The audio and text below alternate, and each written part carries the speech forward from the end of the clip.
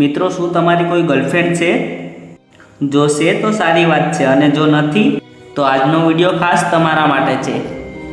આ વિડીયો અંત સુધી જરૂર જોજો, કારણ કે આજે હું તમને એક એવી જગ્યા વિશે જણાવીશ જ્યાંની છોકરીઓ છોકરાઓ માટે તરસે છે. શું ખબર કે તમારી પણ કિસ્મત ચમકી જાય? એટલા માટે જ આજનો વિડીયો અંત સુધી જરૂર જોજો, અને આ વિડીયોને લાઈક કરવાનું ના ભૂલતા. દુનિયામાં એક એવી પણ જગ્યા છે જ્યાંની સુંદર છોકરીઓ છોકરાઓની રાહ જોઈ રહી છે. ખરેખર મિત્રો, આ એક બ્રાઝિલનું ગામ છે જે પહાડોની વચ્ચે આવેલું છે. અને જેટલું સુંદર આ ગામ છે એનાથી પણ વધારે ત્યાંની છોકરીઓ સુંદર દેખાય છે. આ ગામની 20 થી 35 વર્ષની છોકરીઓને છોકરાઓ નથી મળતા જેની સાથે તેઓ લગ્ન કરી શકે.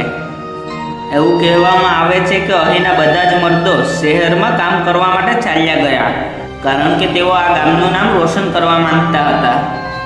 આવામાં ગામની બધી જ જવાબદારી અહીંની સ્ત્રીઓ માથે આવી ગઈ. અહીંની કુંવારી છોકરીઓ ગામની બહાર જવા નથી માંગતી.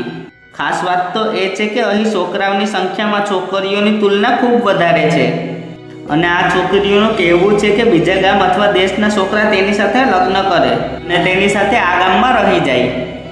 આ ગામમાં પુરુષોની સંખ્યા તો ખૂબ ઓછી છે, પરંતુ અહીંના વધુ પડતા પુરુષોના લગ્ન થઈ ગયેલા છે, અને બીજા છોકરાઓની ઉંમર ખૂબ ઓછી છે. આટલા માટે જ અહીંની છોકરીઓના લગ્ન થવા ખૂબ મુશ્કેલ છે. અહીંની સુંદર છોકરીઓને લગ્ન કરવા માટે છોકરાઓ નથી મળી રહ્યા. ભલે તમને આ સાંભળવામાં અજીબ લાગતું હશે કે જેટલી સુંદર આ જગ્યા છે એનાથી પણ વધારે સુંદર અહીંની છોકરીઓ છે. કહેવાય છે કે છોકરા અને છોકરીઓની જન્મની તુલનામાં છોકરીઓની વસ્તી ખૂબ વધારે હોવાના કારણે આ સમસ્યા ઊભી થઈ છે.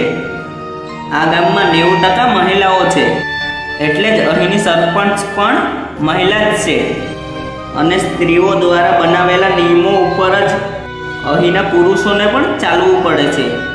જો આ છોકરીઓ બહારના છોકરા સાથે લગ્ન નહીં કરે તો એમની જવાની એમનેમ જ જતી રહેશે. શું તમે અહીંની સુંદર છોકરીઓ સાથે લગ્ન કરવા જશો? મને કમેન્ટ કરીને જરૂર કહો. તમારો બહુમૂલ્ય સમય આપવા બદલ ખૂબ ખૂબ આભાર.